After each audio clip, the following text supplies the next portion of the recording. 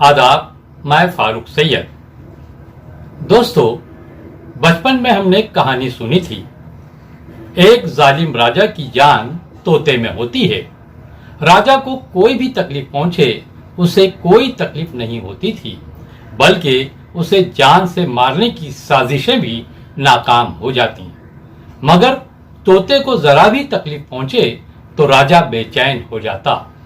लोगों ने समझ लिया कि राजा की जान तोते में है, इसलिए राजा तोते की हिफाजत अपनी जान से ज्यादा करता था। राजा तोते को अच्छे से अच्छा खाना खिलाता, उसके आराम का ख्याल रखता और तोते के नाज नखरे बर्दाश्त करता। दरबारियों को भी हुक्म था कि तोते का हर तरह से ख्याल रखा जाए। आप समझ गए होंगे कि इंडिया का राजा कौन है और उसका तोता कौन। जी हाँ, आप बिल्कुल सही समझे, वो तोता गौतम अडानी है। इस वक्त इंडिया की पॉलिसी या फॉरेन पॉलिसी बनाते वक्त इस बात का खास ख्याल रखा जाता है कि इस पॉलिसी की वजह से गौतम अडानी या दूसरे बड़े कारोबारियों को नुकसान नहीं होना चाहिए। मुल्क के 140 करोड़ आम लोगों की कोई परवाह नहीं है। अगर लोग गौतम अडानी, मुकेश अंबानी और बड़े कारोबारियों के खिलाफ आवाज उठाते हैं तो उन्हें खामोश कराने के लिए सरकार के पास बहुत से तरीके हैं। मस्जिद, मंदिर, मॉब लिंचिंग, मजहब की तब्दीली, घर वापसी, लव जहाद, कोर्ट जहाद और हिंदू खतरे में है वगैरह।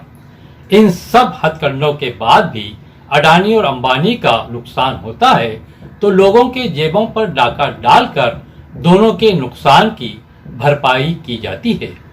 गौतम अडानी, मुकेश अंबानी और बड़े कारोबारियों का इंडिया सरकार किस तरह से खास ख्याल रखती है, इसकी मिसालें आप भी देख लें। अभी कुछ महीनों पहले एक अमेरिकी हिंडनबर्ग ने इल्जाम लगाया कि सेबी चीफ माधवी पुरी पूज और उनके शोहर धावल पूज के शेयर अडानी की कंपनी में लगाए गए हैं, यानी यहाँ कॉन्फ्लिक्ट ऑफ इंटरेस्ट है। मगर सरकार ने इसकी जांच करना जरूरी नहीं समझा। यहां तक के जो सबूत पेश किए गए थे उसे देखना भी गवारा नहीं किया और माधवी पूज को पार्लियामेंट कमेटी के सामने आकर अपनी सफाई पेश करनी थी, मगर वो नहीं आई।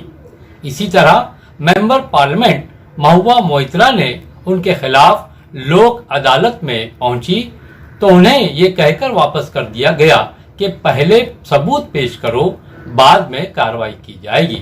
यानी शिकायत करने वालों को अदालत में पहले सबूत पेश करना पड़ेगा, फिर अदालत कार्रवाई करेगी या नहीं इस पर फैसला सुनाएगी।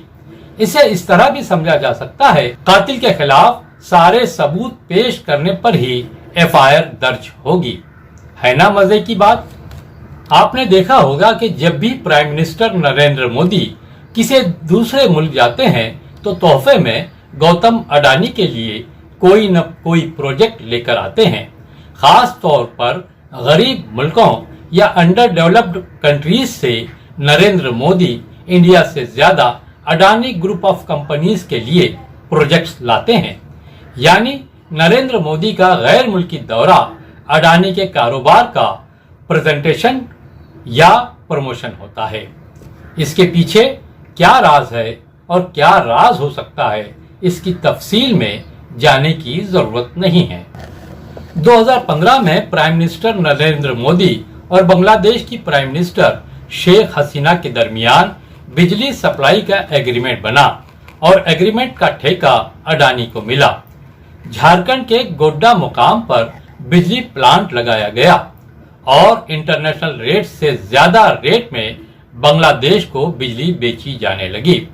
इस तरह अडानी के वारे न्यारे हो गए।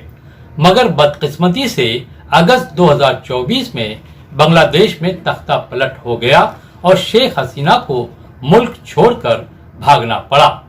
मोहम्मद यूनुस बांग्लादेश सरकार के हेड बन गए और उन्होंने महंगी बिजली का एग्रीमेंट खत्म कर दिया। अपने नुकसान से तिलमिलाकर गौतम अडानी अपने राजा के पास पहुंचे। राजा नरेंद्र मोदी को अपने तोते की परेशानी देखी नहीं गई और अब वही महंगी बिजली लखीसराय बिहार को बेचने की तैयारी हो रही है। हम ये कहना नहीं चाहते कि नीतीश कुमार की मर्जी के बगैर ये काम हुआ होगा। श्रीलंका में भी इनकलाब आया। कम्युनिस्ट लीडर अनुरा कुमारा ने इस बात पर इलेक्शन लड़ा कि अगर वो जीत गए तो श्रीलंका को अडानी से पाक करेंगे, और इसी बात पर वो इलेक्शन जीत भी गए। श्रीलंका के जरिए अडानी को दिया गया बिजली का ठेका रद्द करने का प्रोसेस शुरू हो गया है। बिजली का ठेका 20 वर्षों के लिए था, लेकिन बिजली के दाम बहुत ज्यादा लगाए गए थे, इसलिए ठेका रद्द किया जा रहा है। इसी तरह ऑस्ट्रेलिया में अडानी के कोयला खाद के प्रोजेक्ट के वर्कर हड़ताल कर रहे हैं। ये हड़ताल लगातार जारी है, इसलिए स्टेट बैंक ऑफ इंडिया ने अडानी को लोन देने से इनकार कर दिया।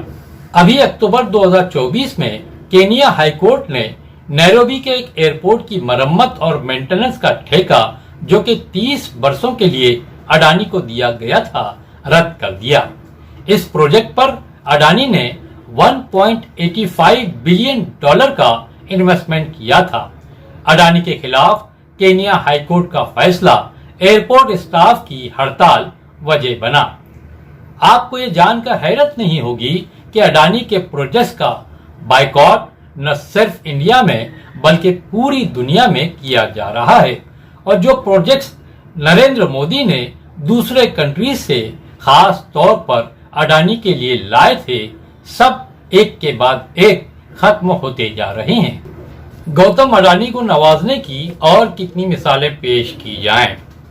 एक बहुत बड़ा चौंकाने वाला फेवर धारावी रीडेवलपमेंट प्रोजेक्ट भी है।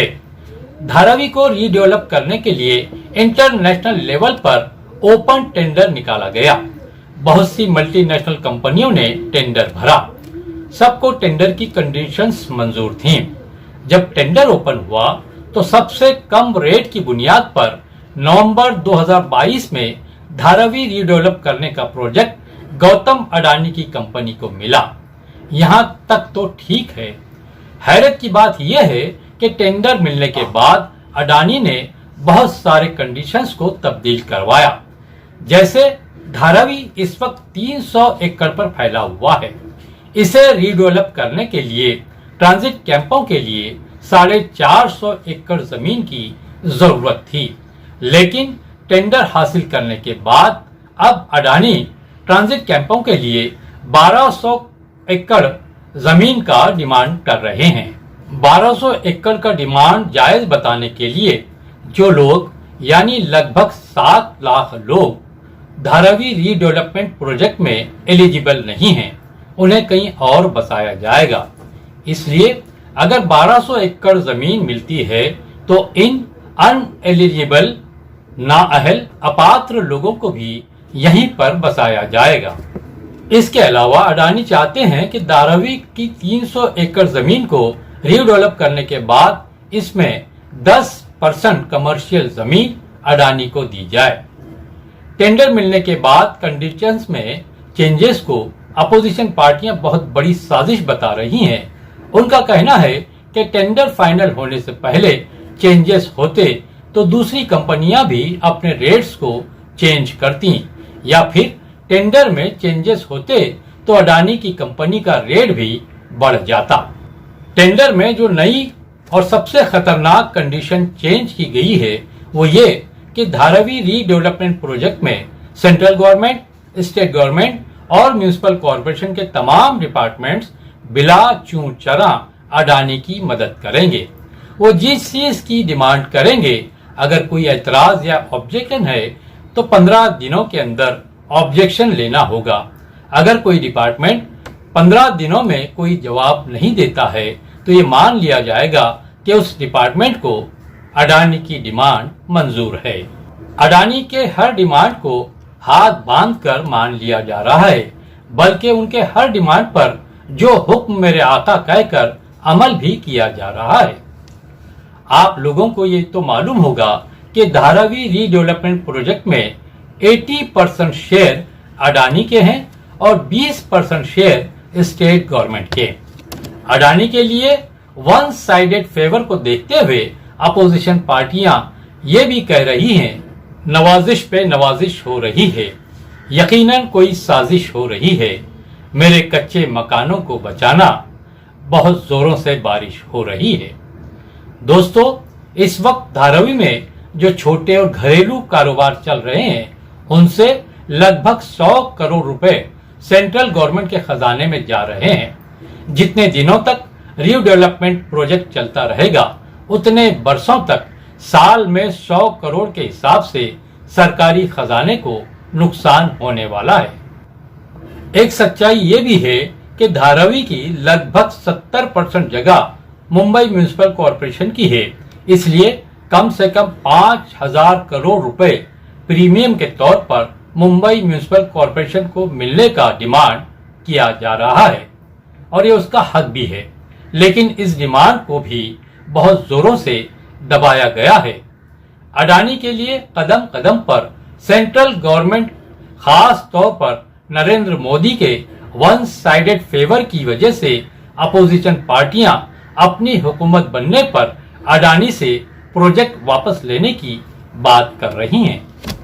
देखना यह है कि 23 नवंबर 2024 को महाराष्ट्र असेंबली इलेक्शन 2024 के रिजल्ट्स क्या आते हैं और प्राइम मिनिस्टर नरेंद्र मोदी अपनी जान बचाने के लिए अपने तोते गौतम अडानी की सिक्योरिटी के लिए क्या नया तरीका इस्तेमाल करते हैं।